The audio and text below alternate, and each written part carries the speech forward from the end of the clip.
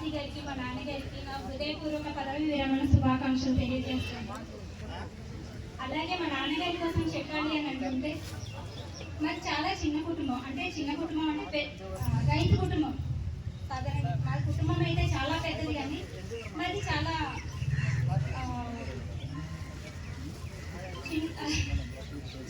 ఎలా అంటే ఎటువంటి ఏమీ ఆధారం లేకుండా మా నాన్న చిన్నప్పటి నుంచి మా నాన్న కాళ్ళ మీదే ఎదుర్కొంటూ వచ్చారు. మా నాన్న చాలా కష్టాలు పడ్డారు. ఎందుకంటే నేను పుట్టినప్పటి నుంచి చూస్తున్నాను మా నాన్న ఎన్ని కష్టాలు పడ్డారో నాకు తెలుసు. అలాంటి కష్టం ఏమి మేము పడకూడదు అని చెప్పి మా నాన్న మమ్మల్ని నేను పడ్డ కష్టం ఏమి నా పిల్లలు పడకూడదు అని చెప్పి మమ్మల్ని పెంచారు. అలాగే మా నాన్నగారు ఏంటంటే మా నాన్నగారికి టీచర్ అంటే చాలా ఇష్టం. నన్ను చాలా అనేవారు ఎప్పుడు నేను చదువుకున్నప్పటి నుంచి, నువ్వు టీచర్ అవ్వాలి, నువ్వు టీచర్ అవ్వాలి, టీచర్ అవ్వాలి. నేను టీచర్ అయ్యాను అని అంటే మా నాన్న వల్లే. నేను అసలు బిఈడి చదవాలి అని కూడా అనుకోలేదు. నేను పీజీ చేస్తానని, కానీ మా నాన్న అలా అనలేదు. నువ్వు బిఈడే చేయాలి, నువ్వు టీచర్ అవ్వాలి, నువ్వు టీచర్ అవ్వాలి. ఒక రకంగా నేను టీచర్ అయ్యాను అంటే దానికి కారణం మా నాన్న. ఎంతో చాలా సపోర్ట్ చేశారు. థ్యాంక్ యూ నాన్న. అలాగే కూడా అదేవిధంగా కార్యక్రమానికి విచ్చేసినటువంటి రెవెన్యూ శాఖ నుంచి వచ్చినటువంటి వారికి, అదేవిధంగా రెండు కుటుంబాలకు సంబంధించినటువంటి కుటుంబ సభ్యులు 50 మందికి ఈ కార్యక్రమానికి విచ్చేసినటువంటి ప్రతి ఒక్కరు కూడా పేరు పైన నా యొక్క హృదయపూర్వక నమస్కారం తెలియజేస్తున్నాను.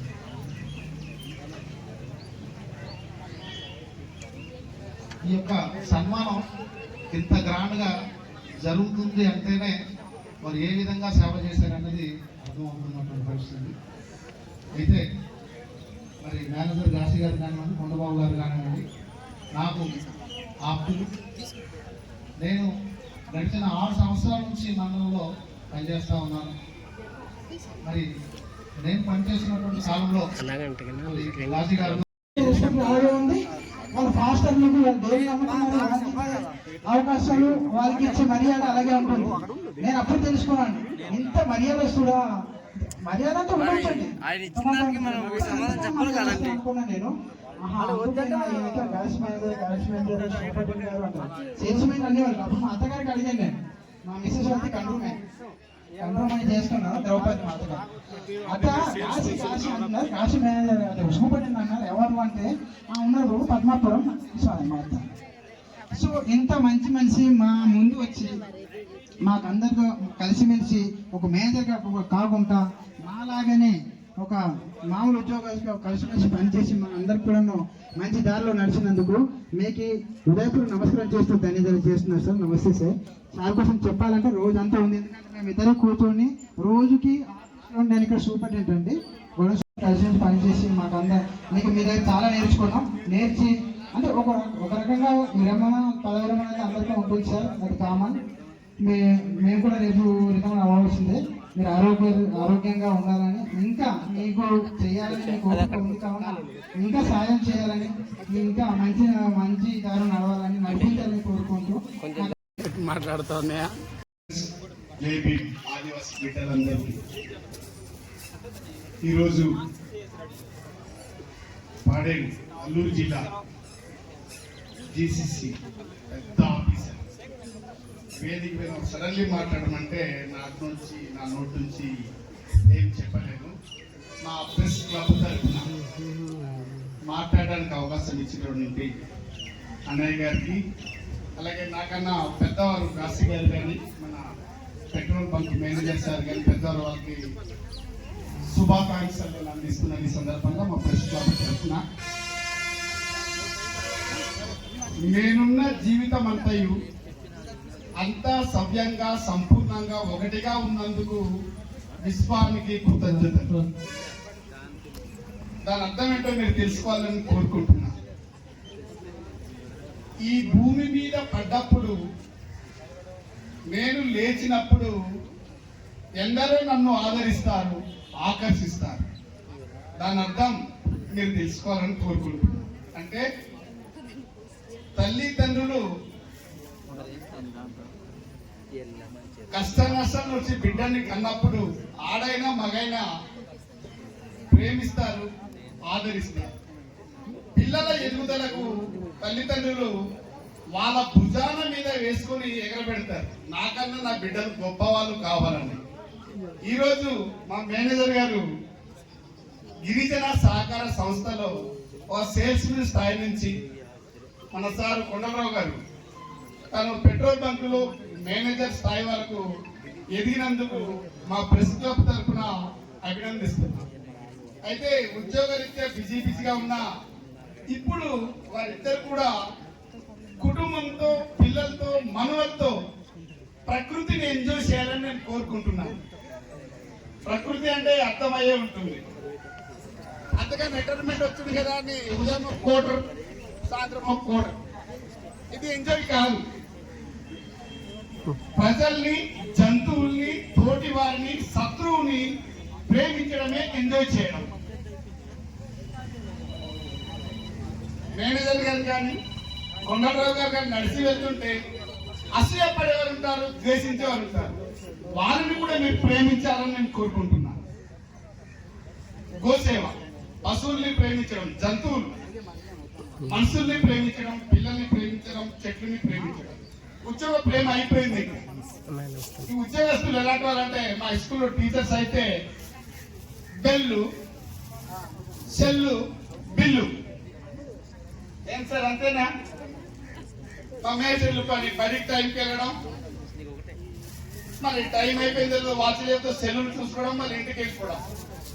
కానీ వీళ్ళు ఏ డిపో నుంచి ఏం కబుర్లు వస్తుందో, ఏ విలేకరు ఏం వార్త రాస్తాడో అనుకుంటున్నారు.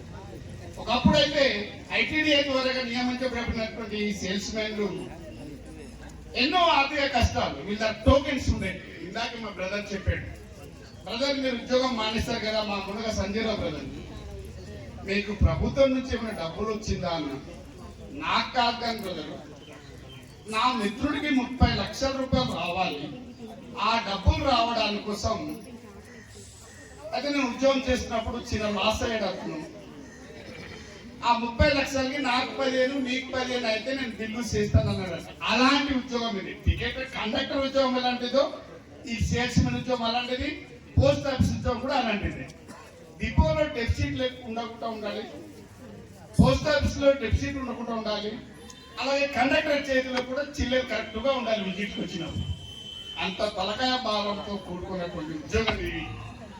అయితే దురదృష్టవస్తు సంస్థలో పనిచేయడం వల్ల ఈ ఉద్యోగాలకి సెక్యూరిటీ అనేది లేదు.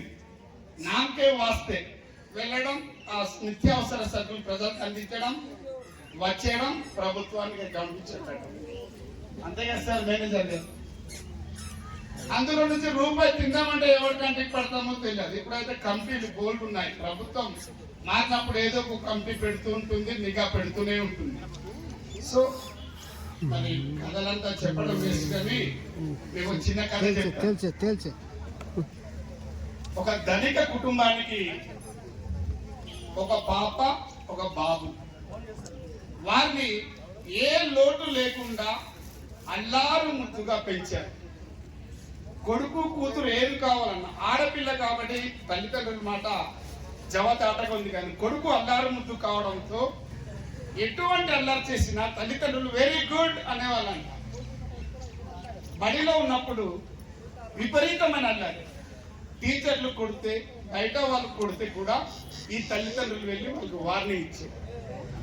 మొదటిగా పోలీస్ స్టేషన్ కేసు అయితే కింద మీద పడి ఆ తల్లిదండ్రుల యొక్క పేరు ప్రఖ్యాతులను గమనించి విడిచిపెట్టారు.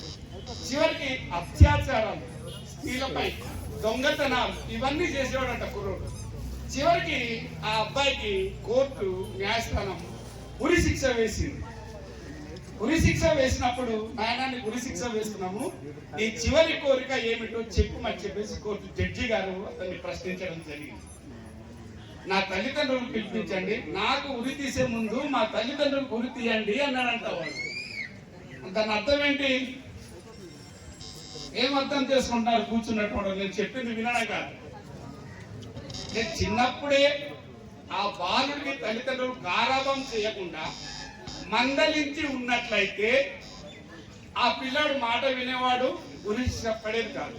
తల్లిదండ్రులు మందలించకపోవడం వల్ల ఆ బాలుడికి ఉరి శిక్ష పడ్డదని దాని అర్థం.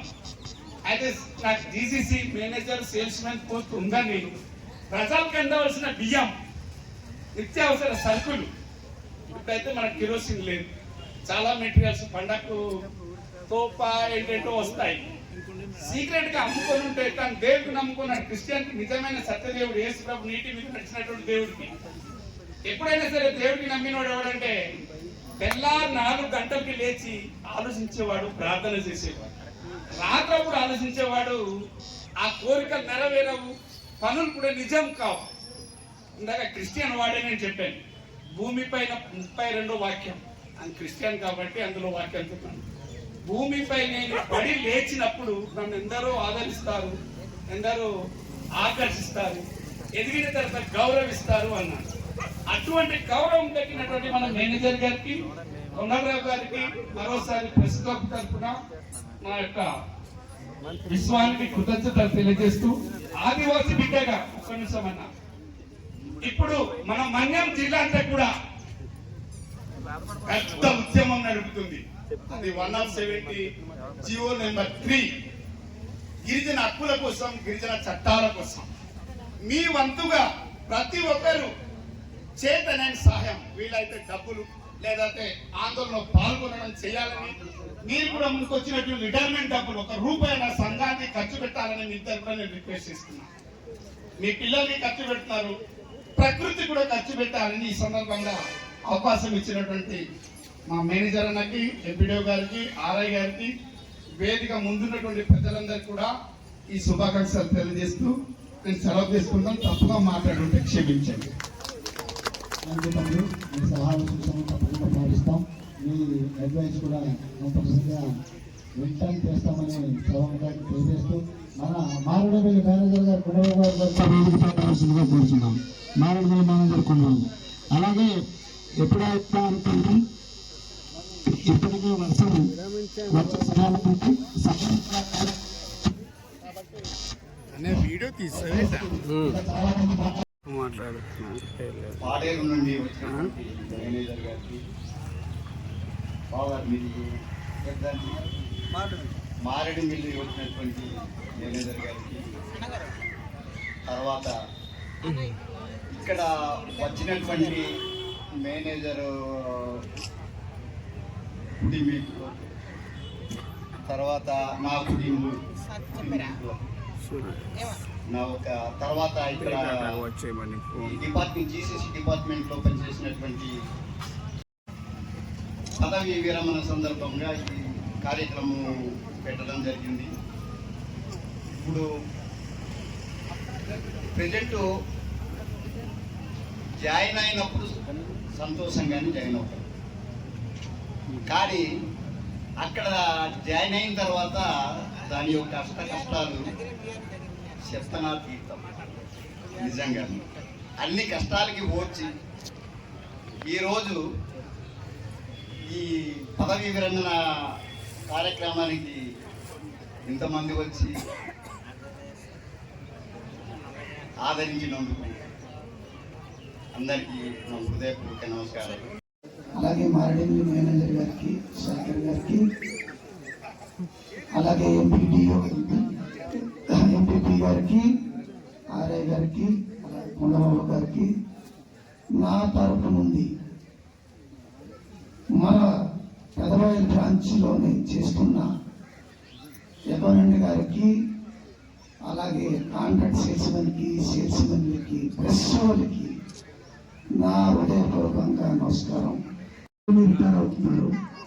ఒక పక్క బాధ, ఒక పక్క యాఫీ. నేను కృతజ్ఞతలు తెలియపరచాలి. నా భార్య అయితే ఎప్పుడు వస్తారా నా భర్త అనే ఆలోచన పడుతుంది. ఎందుకంటే నేను కూడా ఇక్కడ నుండి బయలుదేరే స్టేజ్లో అయితే సేల్స్మెన్ చేసిన ఉడుకులు అయితే చాలా కష్టాలు పడి ఎప్పుడు ఇలాగే ఉండాలని మనసారా కోరుకుంటున్నాం. పెద్దపల్లి ప్రాంత తరఫున వాసయ్య గారి కుటుంబం ఎప్పుడు కూడా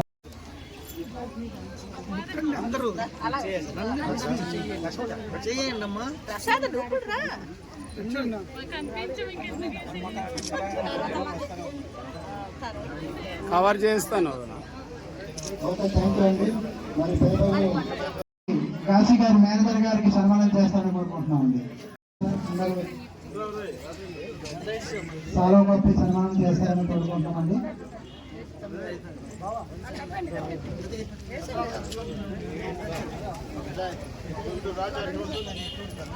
ఫ్రెండ్స్ అక్కడ భోజన సిబ్బంది అందరూ కూడా వెళ్ళి మీ భోజనం రెడీ చేయండి.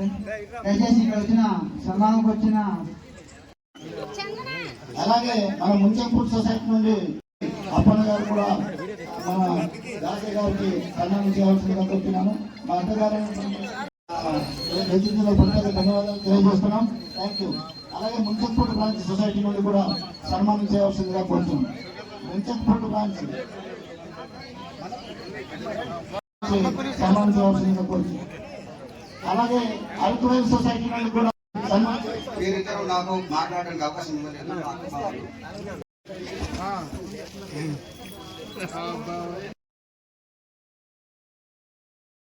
వెనకాల ఉన్నారు కదా, దయచేసి మీరు కూడా అందరూ